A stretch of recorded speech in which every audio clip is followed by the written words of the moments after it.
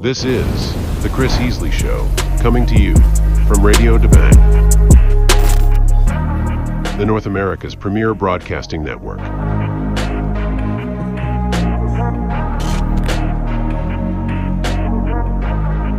Hello, this is Chris Heasley with The Chris Heasley Radio Show. And January 6th, 2021 was a day that Americans used to embrace their political freedom, to exercise their First Amendment, to address their governance, as is their constitutional right. It was a day to celebrate freedom in this country. And what the deep state, the American deep state operatives did, the bureaucrats, the unelected bureaucrats that run our government in a tyrannical way, what they did is they chose to take that event and weaponize it against the American people. They misconstrued and maligned the people in that event in the most malicious way for the political ends that they intended to achieve. When a party constructs an event for a political outcome, that is a crime. And the crime happened not from the Americans that attended that political rally, but from the deep state operatives that construed it in a malicious, fraudulent way to malign those innocent Americans. And the corporate media that went along with that message, the corporate media that today we know has no credibility. It is a political instrument used for those that are attached to the highest level of government, nothing more. It's not about truth. And they used all of those apparatuses against our freedoms. And it didn't stop there.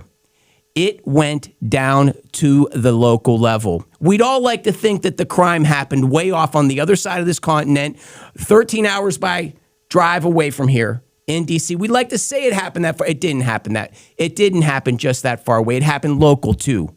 Because when the memorandums came in to the local faxes, all the local stooges got in line, your local bureaucrats, with the same message that they knew was a lie. And they attempted to use it locally, at the local level in Fort Bend County, Texas, and Houston, Texas, against the citizens that live and reside here. The people that we elect locally are our last line of defense. And they used that last line to go against us. And it's at the local level where the greatest crime happens, because at the local level, we see these people. We see them at the grocery store. We see them at the gas station. We see them in the local parks when we're walking our kids. And they chose to use that message against us. And so what happened on January 6th, it can never happen again. And we have to get to the bottom of it. We have to root it out so that it never happens again. And the only way that happens is if we totally understand that story, and then we call for justice to happen against those actors that initiated that event and all those actors along the way that participated in it against the American people. And we need to ask the question, who were they reporting to? Because by law, your governance at all levels has only one duty, and it is to report to the citizens of this country. And if they were reporting to a foreign entity, to a Soros entity, to a Hungarian financier and his crew of bankers, that is a treasonous event. And we need to find out if that's the case. And we have someone here that is totally qualified to tell this story, a man who had the courage to go to the January 6th Trump rally, a man who has stood in the face of political correctness and swam upstream, right? When political correctness came, everyone swims with it because they're afraid. Stewart Rhodes swam upstream. He went into the fire. He stood up to political correctness, and he broke speech laws. He violated the speech code of the left. And when you do that, you make some enemies on the left. But when you do that at the same time, you're exercising your First Amendment. And if you don't exercise your First Amendment, you lose it. So I'm very happy, very proud to have in the studio today Stewart Rhodes. Stewart, how are you doing today? Good, brother. How you doing? Good. I had a million co-conspirators in that violation of the left woke code. So a million Trump supporters were there to stand up against their coup. Yeah. Well, man, like I said, we appreciate it. It's very rare to meet someone who has the courage to go against the odds. When they dropped the Wuhan on us, when they stole the 2020 election, so many people that we look to for leadership and guidance and, heroics, they cowered down and told us to obey the left. Yeah. We found out then and there who the true men were. And certainly you have courage that has no bounds. So I want to hear all about it. You bet. I mean, I think the best way to look at January the 6th is a continuation of the COVID coup. They pulled a coup in 2020. Not only was it obviously fraudulent with all the mail-in ballots and all the other fraud they did in machines, but it was on its face illegal. They violated state election law in multiple swing states, and that triggered a violation of Article 2, which is what Ken Paxton said when he sued on behalf of Texas, sued Pennsylvania, and said, you violated Article 2 of the Constitution. The judges in Pennsylvania can't just do what they want. They have to follow the law passed by the state legislature. Article 2 says state legislatures alone have the authority to determine the manner for selecting electors. That means you must follow state election law. What should have happened in that case, it went straight to the Supreme Court, because when one state sues another, it's under the original jurisdiction of the Supreme Court. And 20 other states joined the lawsuit. That should have been settled right there. If I may. Sure. The entire premise that Ken Paxton had is he was essentially saying that elections in the state of Pennsylvania were done fraudulently and not in accordance with the law, and thereby it was so egregious that it essentially spoils the U.S. electoral system. Is that what happened? Well, it's the same exact argument that was made in 2000 in Bush v. Gore, when they're counting the hanging chads, and the Florida Supreme Court decided to make up new rules. They call them new rules. They were violating Florida election law.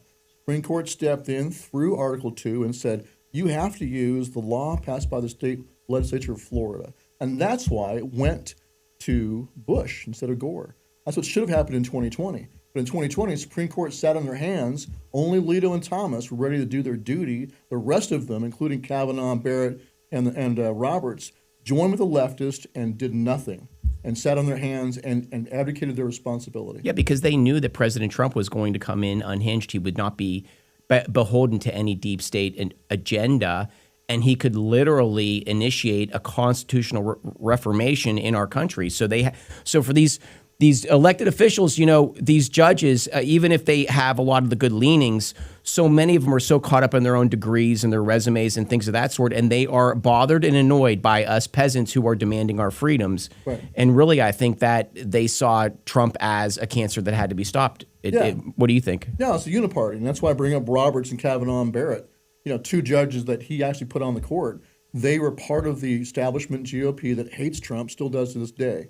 And their entire strategy the first term was to distract him and run the clock out. And now they're doing that again. But that's why they had to stop him from coming back into office if they could. So I consider it a uniparty coup, not just a Democrat coup. It's the uniparty. Look at Tillis in North Carolina. He was all about that, all about persecuting all the J6ers. He's the same one that didn't want Ed Martin to be the U.S. attorney for D.C. So this is what was that man's name? Tullis. What's his name? Tullis. He's the senator for North Carolina. Democrat? No, Republican. That's my point. Just as one example of the never Trumper uniparty on both the left and the right. Yeah, right. I see what you're saying. Yeah, I call them the uniparty because they are the establishment, and they don't care about Make America Great Again. In fact, they hate it. That's why I think in the midterms coming up, they wouldn't mind losing. They don't care about that. They would rather lose the elections and lose, nominal control than to have the grift end. That's why they hated Doge, have put an end to that. That's why they hate President Trump's agenda for Make America Great Again. They just want the establishment grift to continue on. All right, man. So let's talk about that day. Sure. Tell me let's step back for 1 second. Tell me about Oath Keepers. How did this organization come to be? Tell me, did you start it? Tell me how that happened. Yeah, I'm the founder of Oath Keepers. I started it right after the Ron Paul campaign in 2008. I had worked for Congressman Paul in Congress. When I got after I graduated from Yale Law School, I clerked for the Arizona Supreme Court, and then I ran, in Montana. I was a small town criminal defense attorney, but then I wound up working for the Ron Paul campaign in Nevada, and I watched them steal the nomination from Ron Paul. I watched the corrupt GOP. Once again, same thing. You had Ron Paul, who was a sincere anti-war, anti-establishment, pro-constitution libertarian, ran as a Republican. You had Democrats crossing over and voting for him by the millions, and you had a lot of independents also voting for him. The same exact thing that Trump did. He tapped into walkaway Democrats and independents. Same thing. But they stopped Ron Paul's nomination with corruption. They just didn't follow their own rules at our state convention. Well, the other thing that they do is they sort of lampoon Ron Paul, right? I mean, all of his ideas are the foundations of his ideas. The ideology is built in stone. We now know when. So, for example, one thing is his whole campaign to end the Fed. It was one man going up against the Fed, which is he's not enough. And what they were able to do is sort of lampoon that whole thing. At that time, I was in an East Coast grad school, and you were not allowed to talk about the Fed in anything but, an enamored way, right? The Fed was the gold standard. And here comes Ron Paul with this new idea that the Fed is a set of corrupt banksters, right. Gangsters. There's nothing but a Tony Soprano's in a nicer suit. And what the media did is they sort of lampooned him to discredit him. And so did the GOP. Mm-hmm. That's my point. Is that the nomination was stolen from him by the GOP, not by the Democrats. The Republican Party did that to him. So at the state convention in Nevada, I was on the platform committee. We were so much better organized as Ron Paulers. We were going to take all the delegates. And so what they do, the chairman got up and smacked the gavel and said, "Oh, we're out of time. We can't use this room any longer. We got to adjourn and reconvene at a later date." And we're like, "What are you talking about? It's a 24-hour casino." And all the McCain people fled the building to deny us a quorum. And they never did reconvene. They just picked their own delegates. They just stole the nomination from him. And that happened in multiple states. So that's when I became blackpilled about the corruption inside the GOP. And that's when I said, okay, we're FUBAR in this country, whether it's Barack Obama, Hillary Clinton, or McCain, who's another oath breaker. I wanted to focus on the men that I believe still have honor and courage. That's the men in the military, police, firefighters. And you are ex-military. Yes, I served as a paratrooper in the 80s, and I'm a disabled veteran. I also served as a volunteer firefighter in Montana. So I know these men have courage and honor. So that's what I focused on. But I wanted to cause what I call strategic doubt in the minds of the establishment about whether their orders would be followed if they try to violate our rights. And the flagship example we used back then was Hurricane Katrina, where you had police officers brought from all over the country to help, who ended up obeying unconstitutional orders to confiscate guns from the citizens of New Orleans, went house to house, disarming people. Because you had an anti-gun police chief, an anti-gun Democrat mayor, who want to take all the guns. And so that was a big wake-up call. These police officers need better education on the Constitution and the responsibility to say no. Yeah, I mean, that was a trial balloon. They were going to kick the tires and see what they could get away with. And that was the Republicans. That was the George Bush administration that went tyrannical, although it was the police chief and mayor in particular. But yes, it was under the command of National Guardsmen and law enforcement officers being brought in under the ultimate command of President Bush. Yeah. So tell us how that led to the Oath Keepers. So that's why I started Oath Keepers. I said, okay, we have a problem in our country that, like, when I was in the military service, we were taught. I think it should be pointed out that he said he's a Yale grad. Yale Law School. Yale Law School, and he doesn't. If you don't mind me saying, he looks more like a biker. I apologize for making a comment like that, but you're not looking like Yale Law School. I take that as a compliment. Yeah, given my classmates. But and that's really, if people knew that your educational background, that people need to know that. So well, I mean, it's interesting because that was part of my strategy. All those Ron Paulers. I worked for Congressman Paul's office in D.C., and our strategy was, let's go to the best schools we can. Why not? Why not use their scepters of authority against them and help take down the deep state? I'm sure Yale Law School to this day is regretting the fact that I was allowed. Oh yeah, they'd take that one back if they could. Yeah, they sure would. So, but the point is that our political system is corrupt. And the Democrats did the same thing to Sanders, to Bernie Sanders. They stole the nomination. He's a horrible communist. That's not the point. They violated their own rules. It's not about democracy for them. It's about power. And it's true for both parties. And we saw the same thing in resistance against President Trump from the GOP, and it's going on to this day. Okay, and so you founded Oath Keepers in response to this observation that you were making. Right. What is the purpose of Oath Keepers? What does it do? So both current and former military, police, first responders, and the mission is to remind all the men who took the oath, myself, Justin, for example, whether you're current serving or a veteran, that oath does not expire until you do, and you have a responsibility to defend the Constitution, which is bizarre because now the left, of course, is doing their own version of Oath Keepers. So you're just an activist organization is what you are? So it started that way. So, but I said from the very beginning, it's not just about us reaching out. We call it reach, teach, and inspire. Reach out to the current serving, teach them more about the Constitution they swore to defend and about their responsibility under their oath to refuse unlawful orders, but then also to inspire them to do that. Well, how do you, if you're a veteran, how do you inspire a current serving police officer or military service member to risk their career or possibly risk going to prison in the case of military? How do you inspire them to stand up and do the right thing if you're not willing to do the right thing? And so it's from the very beginning, I said us veterans have a responsibility to defend the Constitution also. And we did that at Bundy Ranch. We did that on the rooftops of Ferguson, protecting Americans' right not to be burned to the ground by arsonists. When Black Lives Matter and Antifa raged through the streets of Ferguson, Missouri, we put guys on the rooftops with rifles and protected an entire block of buildings, including apartments. So if I may repeat it back to you, then as I understand it, Oath Keepers, the entire purpose of it is you saw how the police were used improperly in Katrina. You saw it in other instances. And so the whole purpose of it is to remind police officers and retired veterans of their oath to the Constitution. Yes, the oath they swore to support and defend the Constitution against all enemies, foreign and domestic, which is why, like right now, with the left telling that to the troops, obviously their intent is try to convince the troops that everything Trump is doing is unconstitutional.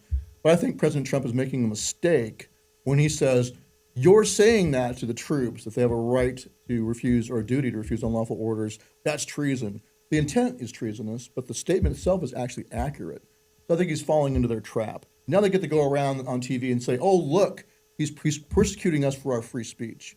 And they'll win in court because they're being clever about it. They're not actually saying, if he orders you, National Guard, to go into Portland, Oregon, that's an unlawful order. They're not doing that. They're just saying you have a responsibility to refuse unlawful orders in general.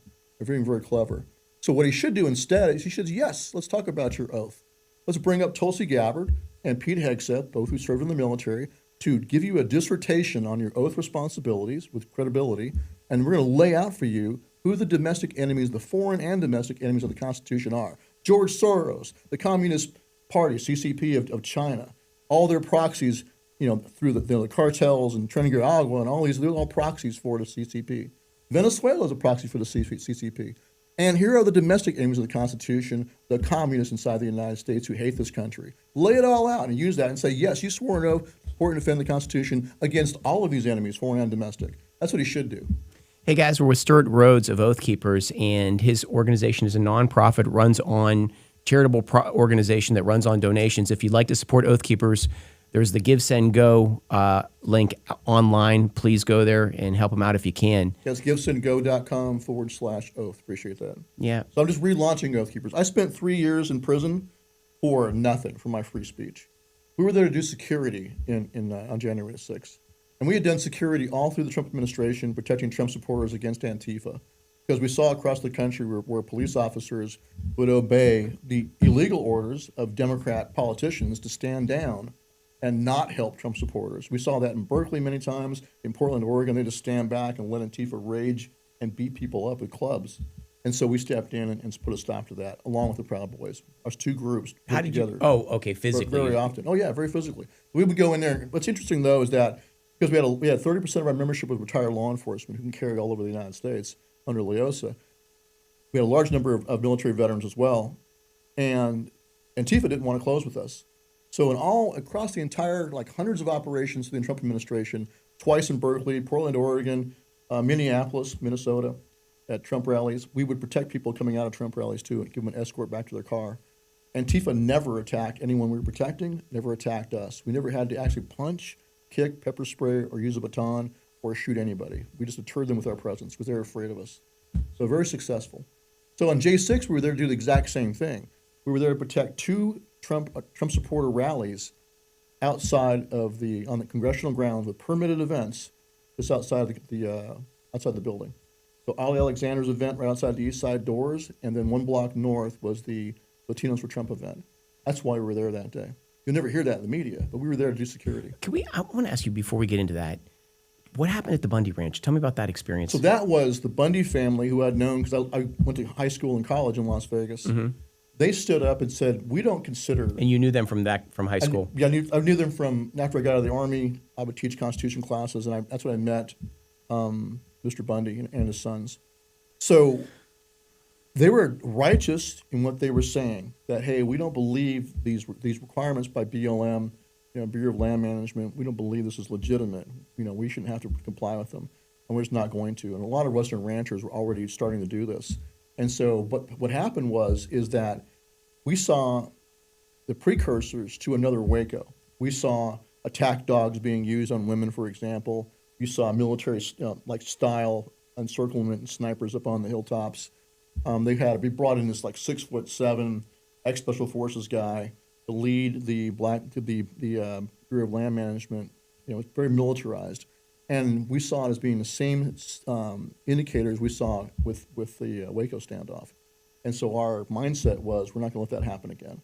And so not just Oath Keepers, but other veterans from all over the country came in, and just average citizens, and protected the Bundy family. And our goal was to protect them from being Waco'd, from being slaughtered. It was an amazing event. First thing is that those park rangers, they were ready to go. They were ready to take out some Americans. Well, it wasn't just the Bureau of Land Management. It was you had the FBI there. You had this militarized presence of what I consider military contractors there. Like I said, the Special Forces guy was in charge of all of them. So we saw the same indicators that led to what happened at Waco. So by going in there, and what we did in particular, I brought in retired sheriffs, or current serving sheriffs actually, from all over the country. I think it was 7 current serving sheriffs we brought in to stand with the Bundy family. And really, they were human shields. If they were going to use excessive force against the Bundy family, I wanted them to be, hesitant to do that, because you had sitting state legislators came in from all over the West. New group was formed. A coalition of Western states, COWS, was formed of state legislators from the West coming in to protect the Bundy family. And then we brought sheriffs in. And that was part of our strategy, along with us veterans with rifles in our hands. So I'm glad it didn't go kinetic. I'm glad it ended as it did.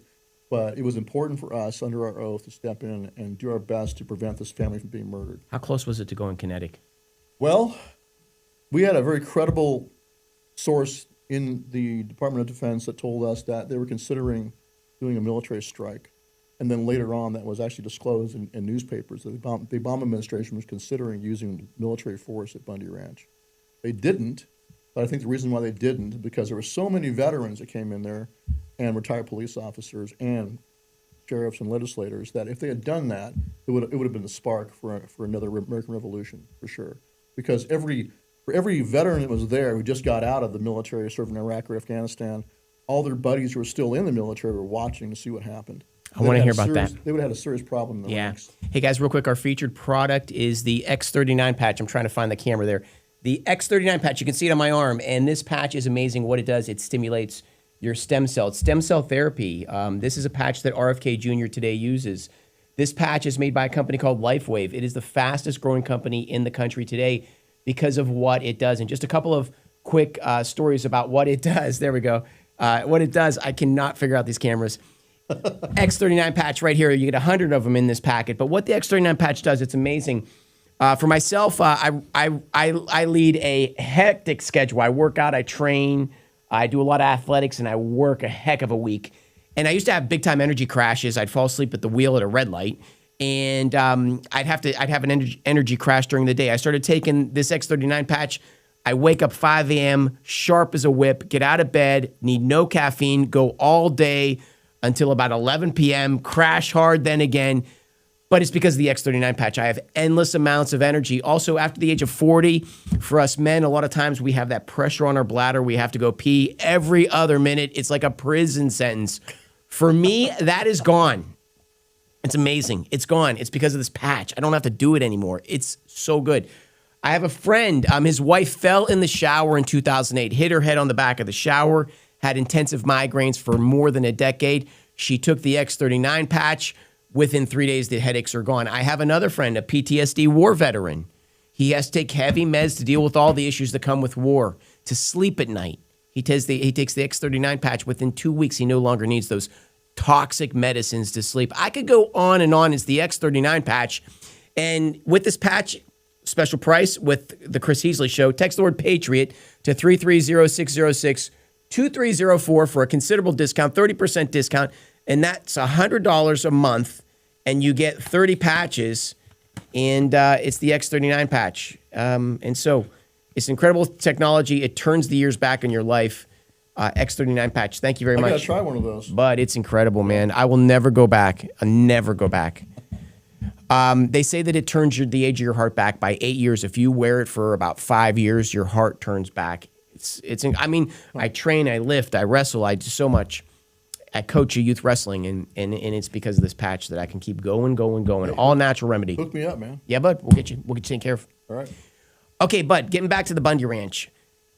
I mean, so Obama was considering doing a military strike. First thing I want to say. I'll go find that article and send it to you. Okay, real quick. First thing I want to say is that the Americans had the high ground there, perched up over that bridge, over the ravine, which put the BLM in a bad situation. But the best thing about Bundy Ranch, that standoff that happened, is the Bundy family and their cowboy buddies all saddled up.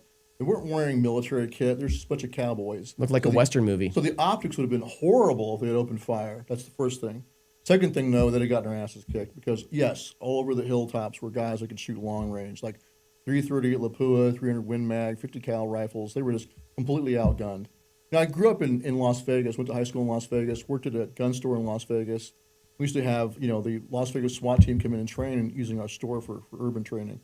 But they look like fish out of water because they're now in an infantry environment out there in the desert. Their eyeballs were like this. They're like fish out of water. They knew they're completely outgunned. So they did the right thing and they de-escalated.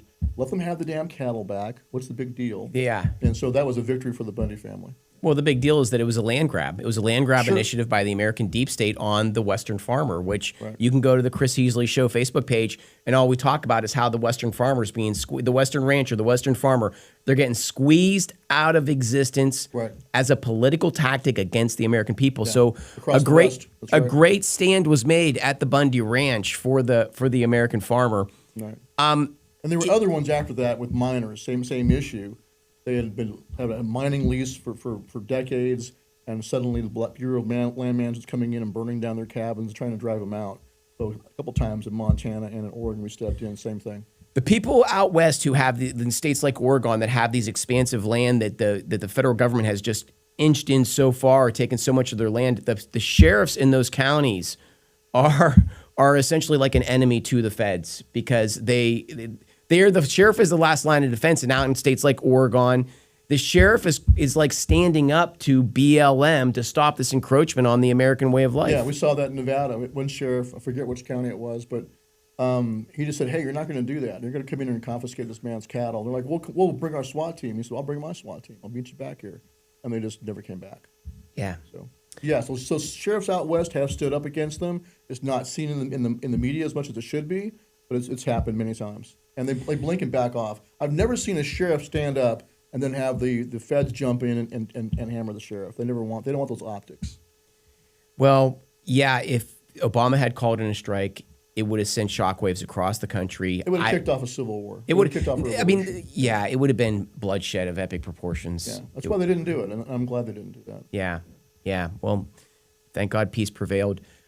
Let's get to the next conflict. It's sort of like the Revolutionary War. It starts with the Battle of Lexington and Concord, and then it just kept going. Well, you had your powder alarms first. There was that kind of a Cold War over who controlled the militia supplies, and sometimes the Redcoats would get them, other times the Patriots would get them, and they almost came to blows several times over those. So there have been many, I guess you'd call them potential igniters that have happened through our history. And Bundy Ranch was definitely one of them. But so was Butler, Pennsylvania, when President Trump was shot in the ear. If his head had exploded that day, because the 5.56 round in the head, if he hadn't happened to turn just at the right moment, his head would have exploded. He'd have been dead. And I believe that would have triggered a civil war in this country, for sure. So that's a problem. Is that? Yeah, I say all the time, we're living through epic times. I say that these are the most incredible times since the time of Christ, really. It is. But the message I want to say is that the actual fight is really between a small group of evil elites at the very top and the American people, and even broader than that, people of the planet. Well, and so they use divide and conquer against all of us, try to get us to fight each other. So one thing I want to say is that when I was in prison, after being falsely accused, spent over a year in solitary confinement, a little over 3 years in prison, I got an 18-year sentence. And all I did is to speak out against the election being stolen. I didn't go inside, didn't fight with any police that day. But they railroaded us, the Oath Keepers and the Proud Boys were the only groups that they had charged with seditious conspiracy because they didn't like us because we had stood up against them in the streets so long. And so they used us as their poster boys for their fake conspiracy. And the real goal was to get Trump, was to coerce us. That's why they held us all in solitary confinement for over a year each, some guys 2 years, because they wanted to make us break and then bear false witness against President Trump. That was their goal. So we didn't do that, went to trial and stood the heat and did not give in. But then we were punished with long sentences. Enrique Charo got 22 years, I got 18 years. Is he out? Oh, yeah, he was out. He's pardoned. So on January the 20th, 2025, when President Trump was inaugurated, he kept his promise to set us free. So he pardoned everyone, that was still all of us, except for us 14.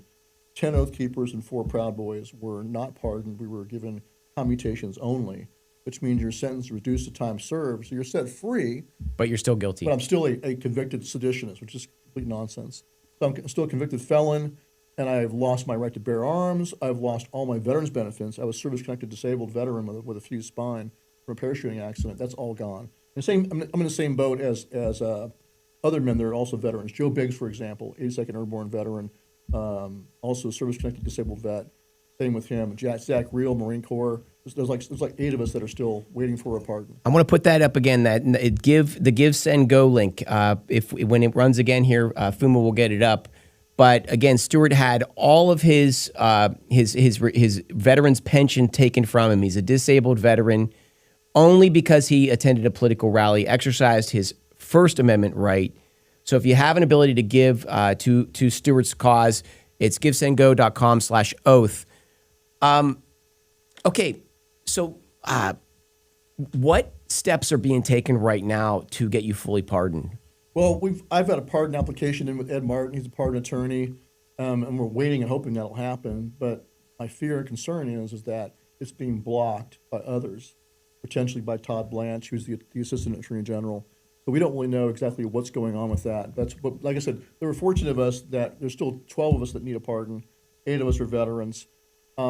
I don't know why that happened. I don't blame President Trump for that. I believe that there's someone in his circle that convinced him that, those guys, they need to be, not pardoned for some reason. I think the reason why they want that is there's someone that wants that false narrative to live on. That they must have been up to something. That's why they weren't pardoned. They need to keep the seed of doubt in people's minds to some extent. Exactly right. That's what I believe is true. But I have faith ultimately that we'll be pardoned. Yeah, man, we're still. It took them 13 years to take down. It took Jefferson 13 years to take down the Barbary pirates. I mean, what we're attempting to take down is these elite families at the top that have been around for hundreds of years that took down the Romanovs in Russia. And so we have our work cut out for us. It's all going to happen with time, I believe. Justice will happen. Well, I believe we had a brief reprieve when President Trump was saved in Butler. That's why I have a tattoo on my arm of that day. I remember his fist raised in the air saying fight. All the men in my unit, black, white, Hispanic, all cheered for President Trump because they said, hey, Trump's a legit OG. They respect him as a man because he showed courage that day. So I think he's been saved by God, and we've been given a grace period by the Lord to save our country. But it's our responsibility to actively fight for it now. I believe we have only this term to fix it. Yeah, I live in the most diverse county in the country, Fort Bend County, Texas, and the one thing that all people of all different types, colors, creeds, nations, that they all have in common is the love of family. And they see the left as a threat to their family unit. And this solidarity that's happening in Fort Bend County is it's achieving record levels that it's never achieved before. Let's step back. From the beginning, tell me why you went to the January 6th Trump rally. What was the purpose of that day? Why you went, what you hope to achieve? Well, first, to protest against a stolen, illegal, and unconstitutional election. I spoke that morning at the Latinos event, Trump event. I'd spoken in November and December, but also to do security. We're there to do security for those events and protect Trump supporters in general. Because anytime Antifa's raging in the streets, they'll attack the elderly, disabled veterans, families with kids, and the vulnerable. So we would offer free escorts back to their hotel or to a metro stop. So we were there to do security that day, but also to join with our fellow conservatives in protesting against the coup. It was a righteous protest. Best way to look at J6 is a righteous protest against the coup that was then manipulated to create the false narrative that there was an insurrection. But they made sure, as we know now, there are 274 FBI agents in the crowd undercover. I'm not surprised by that at all. I believe it's only the tip of the iceberg. What about DHS? What about CIA? What about their military contractor cutouts that they use? What about undercover DC Metro? So there are a bunch of undercover officers in the crowd of all those different agencies that were making sure doors got open, making sure windows got broken. And then you had Antifa also dressed like Trump supporters too. So I think they're probably working together. So that's what happened that day. They knew the pattern of in November and December, big rallies down by the White House or down by Freedom Plaza that marched to the Capitol for additional rallies. They saw that in November and December. They saw it was planned for J6, same exact thing. They said, how can we use that? So they made sure everyone got steered into the Capitol. And then they said, oh my God, it's an insurrection. Old ladies walking around. And that's why Tucker Carlson was fired by Fox News when he started showing people just walking around inside taking selfies. And they realized this is a big setup. And it's not what they were told it is. The truth is, the vast majority who went inside the Capitol did nothing but walk around and take selfies. Marjorie Taylor Greene did maybe a 50-minute expose of the reality of that day, which completely exposed the farce that the American deep state and the corporate media was putting on the American people. Right.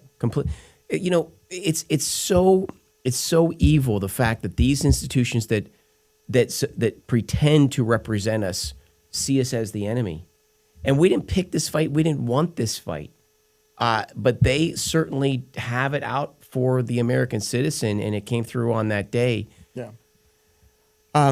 Okay, so you went there. Okay, all these things happened. Tell me, what did you see any violence yourself? Or no, because I was on the east side. I was on the northeast corner, just trying to locate my security teams because they were escorting event VIPs for Ali Alexander's event. We're going to hold an event right outside the east side doors. Roger Stone was going to be the keynote speaker. Marjorie Taylor Greene, Louis Gohmert was going to speak there. Members of Congress were going to speak after the challenges to the slate of electors. That was the plan that day. I believe that's where President Trump was going to go when he said, I'm going to go with you. I believe he wanted to go and be at that rally. So we're going to be the security for that rally. So I was trying to find my security teams because I knew there was some fighting going on the west side because one of our operational leaders called me and said, hey, there's fist fighting going on between some of the Trump supporters and some of the police on the west side. I want to keep my guys out of that. But I want to say this. And I don't believe it was Trump supporters either. Well, but here's what I want to say. I went to prison with some of the guys who did end up getting in scuffles with the cops. But why were they fighting against the cops? Why? Because they were using excessive force. There were police officers that were hitting people in the head, like Roseanne Boyle, an unconscious woman laying on the ground, being struck in the head by a police officer with a wooden club. That's lethal force.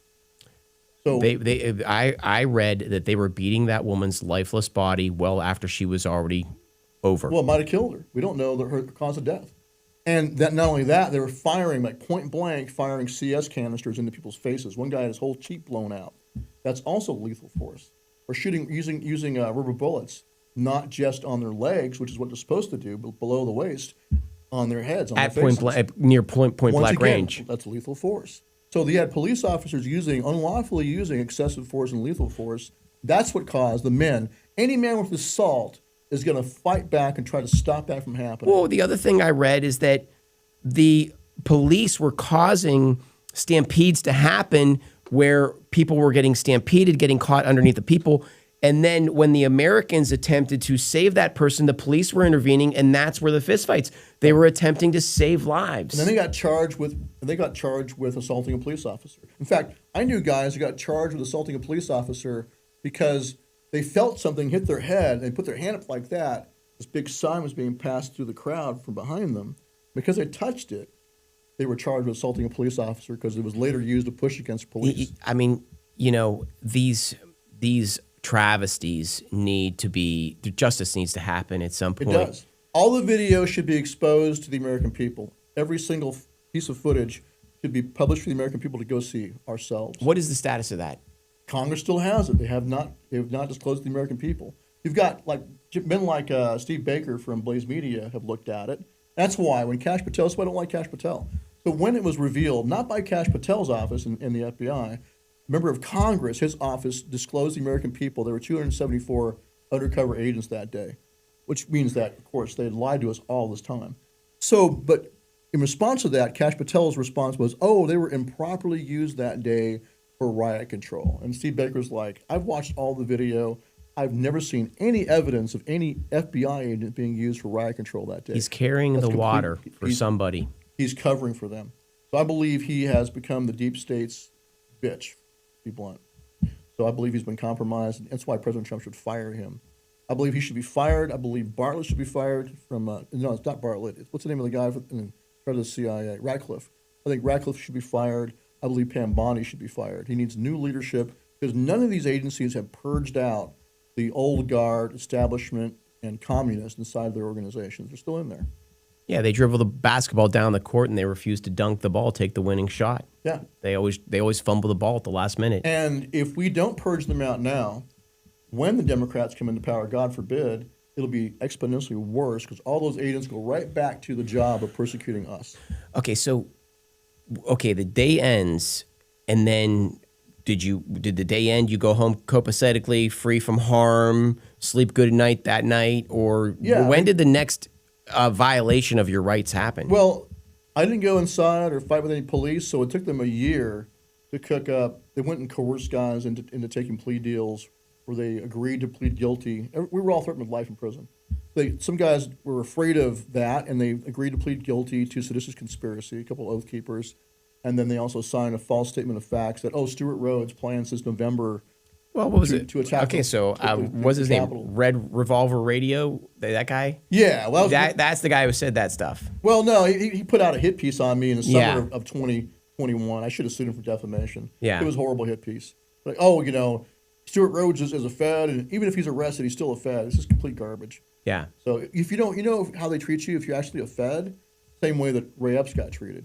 Got treated with no indictment for a long time. Then he finally got a misdemeanor. Well, to disprove the theory, you got locked up behind bars. Well, and also I didn't take a deal. Yeah. I went to trial, looked the jury right in the eye. And okay, so real quick here. So the event's over. It took them a year to arrest you. Right. They had to cook up false confessions and false evidence. Okay, right. And what was the charges against you? So this is conspiracy. Myself and my co-defendants. And they're essentially saying that you took up arms against the country. They said that we were. The seditious conspiracy statute this is a terrible statute passed during the Civil War that was designed to get around the treason clause, which requires two witnesses of the same overt act and also requires confession in open court. And it defines treason as making war against the United States or aiding against enemies. So instead of that, the Lincoln administration passed a law that said if you find that two or more persons agreed, conspired together, to resist with force the authority of the United States, you may find them guilty of seditious conspiracy. No act element.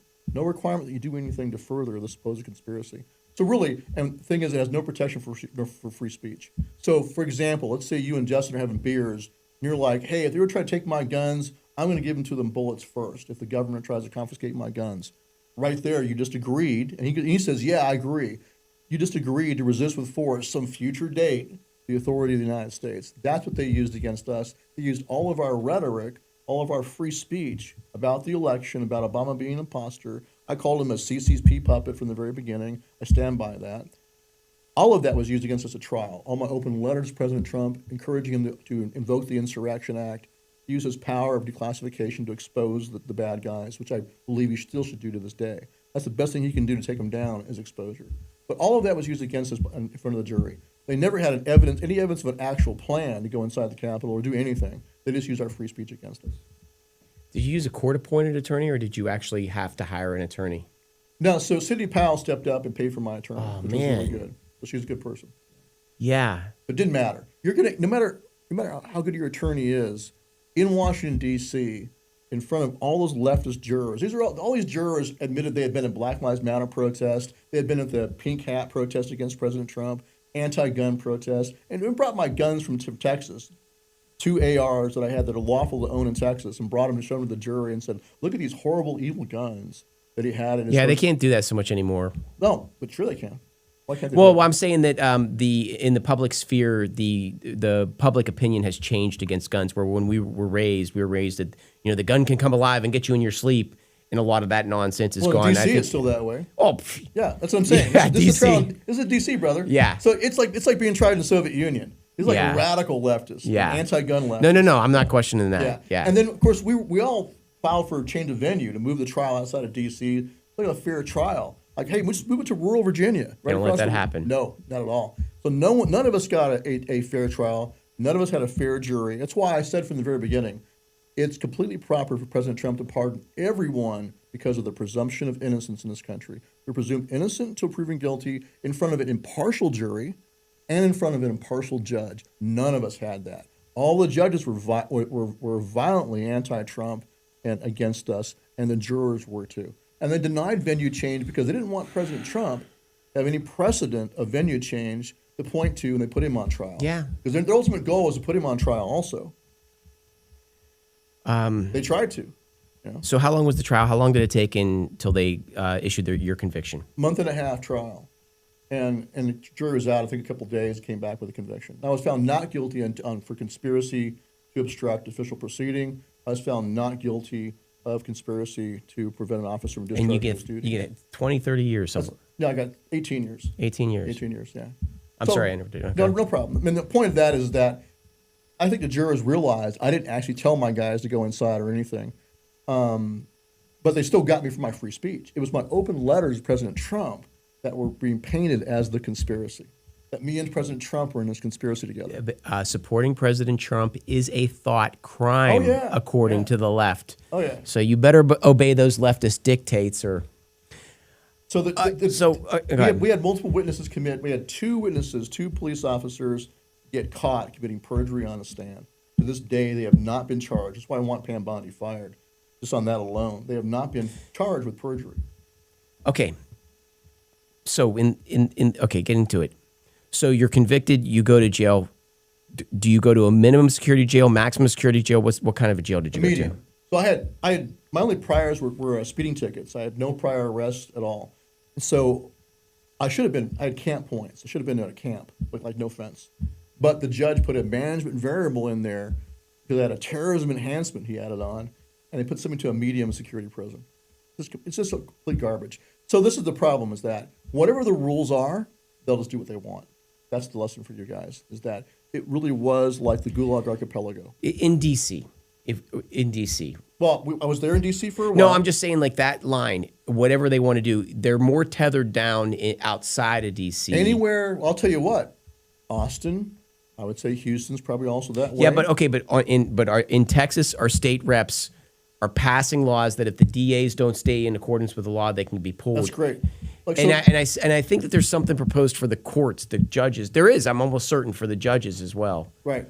Well, I forgot the name of I think his name was Perry, right? The Army combat veteran, current serving military guy in Austin who's driving an Uber, who wound up shooting an AK welding leftist. Remember that? No. He was driving Uber. It was a Black Lives Matter protest, and this white yes, guy I remember it. with Yes, AK-47 pointed his rifle at him, and of course he did the right thing, pulled his pistol out and Boom. shot him. Right. That's self-defense. But he was found guilty of murder, but thankfully Abbott was able to pardon him. Yeah. So when you have a Republican governor, you're good. But look at Tina Peters up there in Colorado. She was railroaded for calling out their fraud and doing her job as an election official to report that they are stealing the election in Colorado. And she's in prison now for 8 years. President Trump should go rescue her. I agree with Ivan Raiklin completely on this. We're of the same mind on this. He should order the Secret Service and the U.S. Marshals to go in there and grab her out of that prison and bring her to the White House as a material witness. Yeah, in the state of Texas, they've passed laws to rein in activist judges and to rein in district attorneys.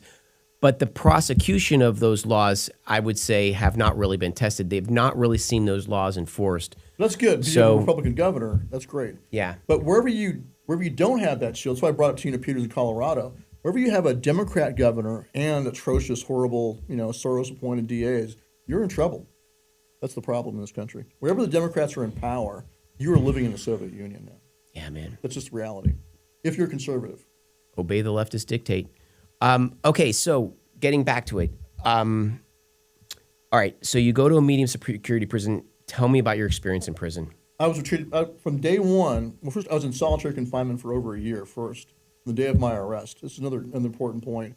Even though my only priors were speeding tickets, from the day of my arrest, I was held in solitary confinement. It would not give me pretrial release. Can you tell me about what that situation looked like? Imagine being locked in your bathroom. How big was the room? Like 6 by 9. No, any windows? Yes, I had windows. But you have a toilet and a sink, and then a concrete slab for your bed, and then a thin mattress pad and a blanket. That's it. So that's where you live 22 hours a day. This is the Alexandria jail. How do you keep your sanity? Three things. One, my faith. Did you read the Bible? Absolutely. You were every given day. a Bible. Yes. I made sure I began my day with a prayer of thanks. I wanted to make sure that I kept a grateful heart. So I thank the Lord for my kids. I thank the Lord for my health, my strength, and then I asked Him for to watch over my children and then to keep me strong. Bless you, man. So, and also because I'm a veteran and a history buff, I knew that what I was going through is nothing compared to what my uncles and grandfathers went through in World War II. Nothing compared to what our POWs had gone through, whether they're being held by the Vietnamese, North Koreans, or the Japanese in World War II. So I'm not going to feel sorry for myself. And I saw myself as a POW, being held by the domestic enemies of the Constitution. And I'm not going to let them break me. And so that's why, I made sure that I kept my perspective. This is I can deal with this. I'll be okay. This is not as bad as what our men have gone through in other conflicts. So that helped me get through. Okay, so, all right. And I'm not claustrophobic. I can imagine it'd be different if someone was claustrophobic. You're being locked in a small room like that. Yeah, it'd be bad for a guy like that. Okay, I'm just thinking That like... was done to a lot of us, not just to me. A bunch of us were held like that. To coerce us into bearing false witness against President Trump. That was the ultimate goal. I want to jump back. I'm sorry. I can't, but like, clearly, you sacrifice so much. And Red Revolver Radio, whatever that, they put that hit piece out on you saying that you're a deep... Never apologized. Why would he do that? I don't know. This is the problem, is that journalists... Is he an operative is what I'm wondering. Journalists on the left do that all the time. They just write hit pieces on you. But I think journalists on the right are susceptible to it. This is Darren Beattie of right. News. So I think he just wanted to have a big story. He wanted to go find... We want to go find the boogeyman. We want to go find the feds. And there were feds involved in J6.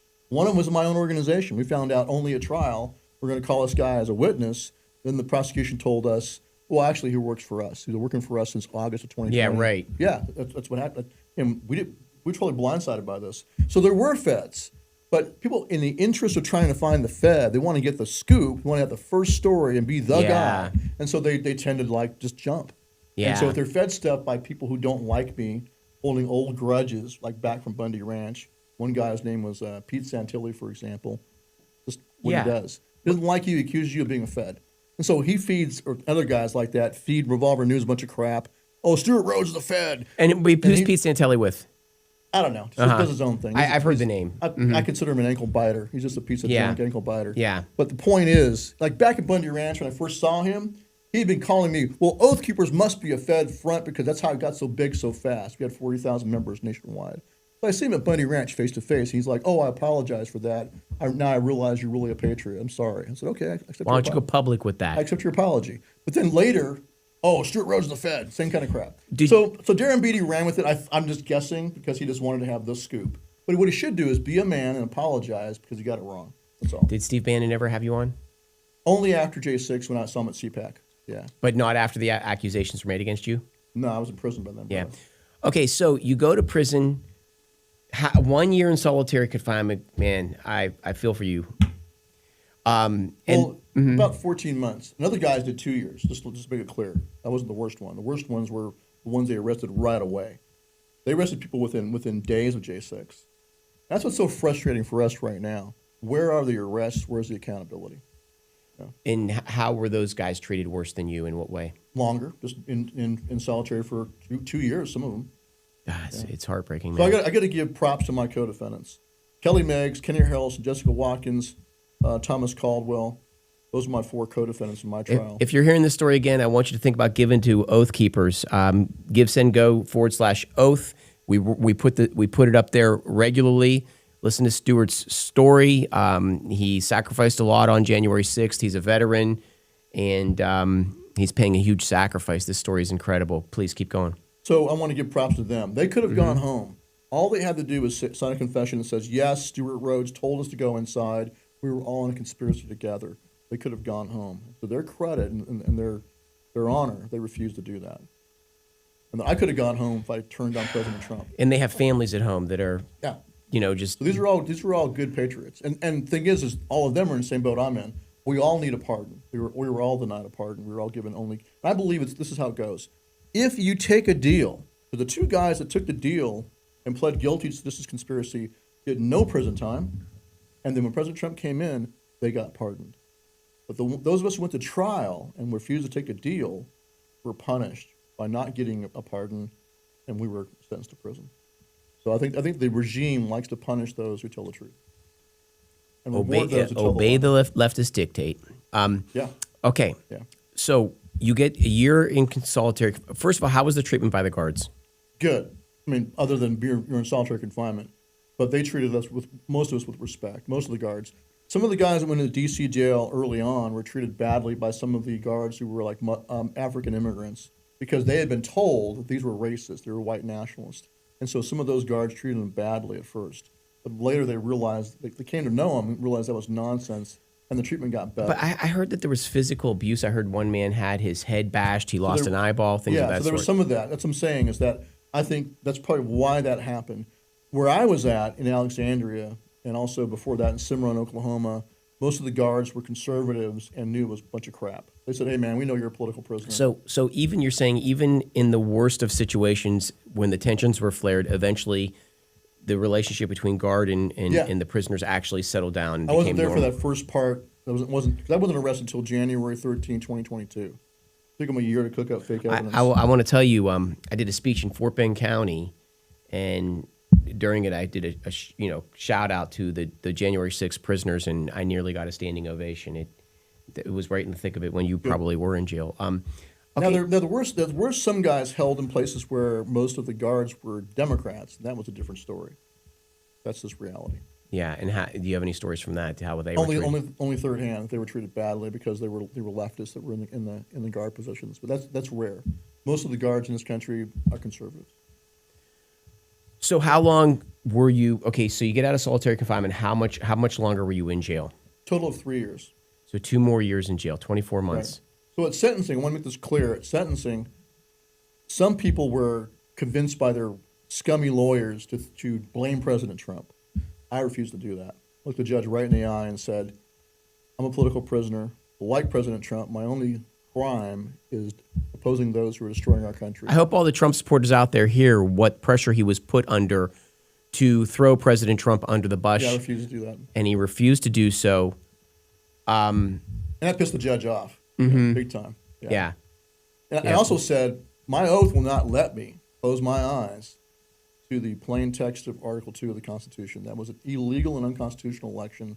That's why we were there to protest against it. So Same thing I told the jury, And how were the conditions once you went into a more normal jail situation, not out of Not bad. I was at Cumberland, Maryland. It's one of the better mediums in the country.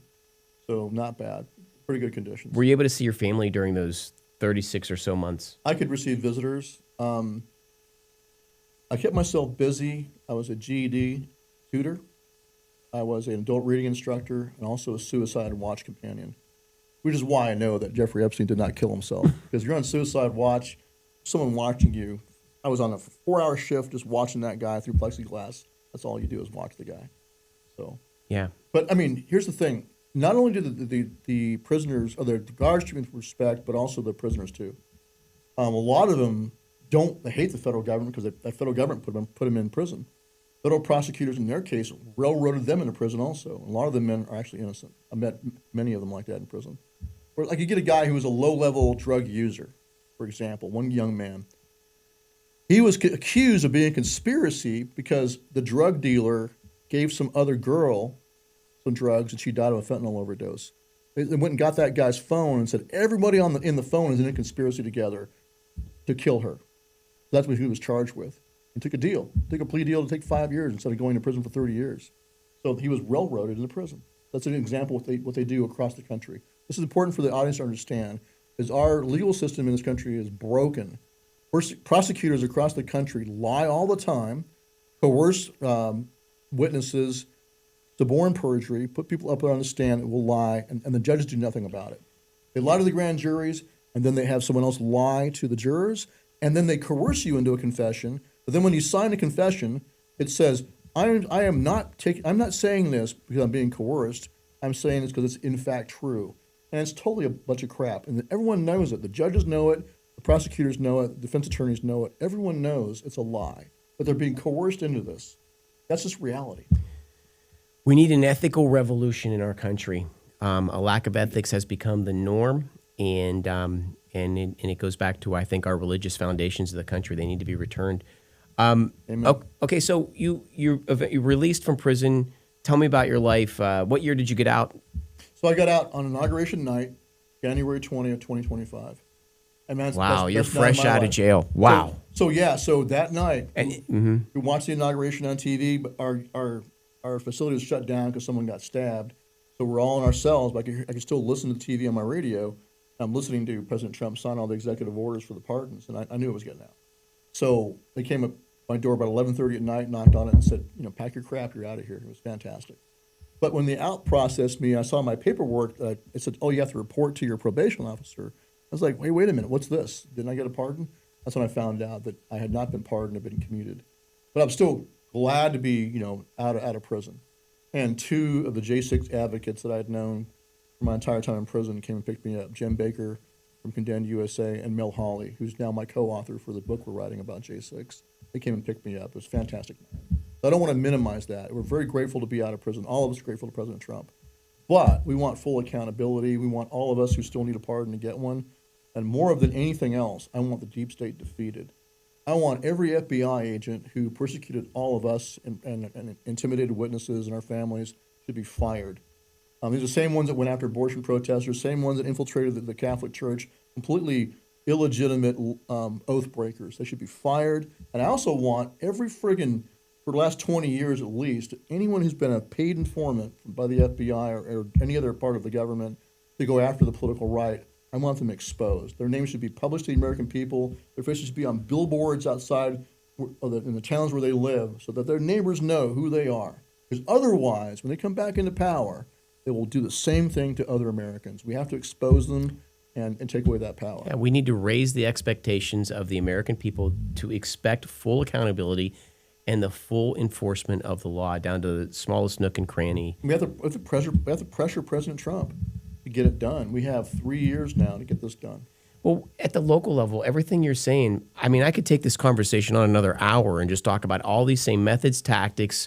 Everything is done at the local level, It is. and often in coordination with the American deep state. They're getting faxes, and I believe that there are secret emails that they have that are, that Sure. are going back and forth. Yeah, Soros money or communist Chinese money has infiltrated our politics all over the country, Yeah. down to the state and local level. Absolutely. Okay, so Stewart, our hour went by very fast. Yeah, and you I bet. apologize for that. But I want to give you the floor here. What do you want to leave? What do you want to say to leave the audience on the way out? So I believe this is what we have to do. Like the founders said, duty is ours, results are God's. It's our responsibility to pressure President Trump and encourage him to do his duty, take the deep state down. The single best thing he can do is through declassification. He can declassify anything held in the files of the FBI, CIA, etc. No one could stop him from doing that. He should declassify anything that's not a legitimate national security secret. Everything else should be exposed. All the dirt, that's how the intelligence agencies control the politicians and judges and executives and governors, you name it. This is what Jeffrey Epstein was doing, working for the Mossad and the CIA together as a blackmail operation to snare political elites all over the world and control them. That's what all the Five Eyes do all over the world. Accept that reality. President Trump can deactivate it and take it down through exposure. Declassification and then dropping the hammer with invoking the Insurrection Act to go arrest them. Once you expose them, arrest them. And start with the judges. That's why they're being blocked to him right now. How do you take them down? You've got to expose them first. You're never going to get accountability otherwise. You're not going to fix this through conventional politics. He has got to, it's constitutional, it's within his power to do it, declassify and then invoke the Insurrection Act. I've been calling for that since 2020. And General Flynn's been calling for that too because it's the only answer.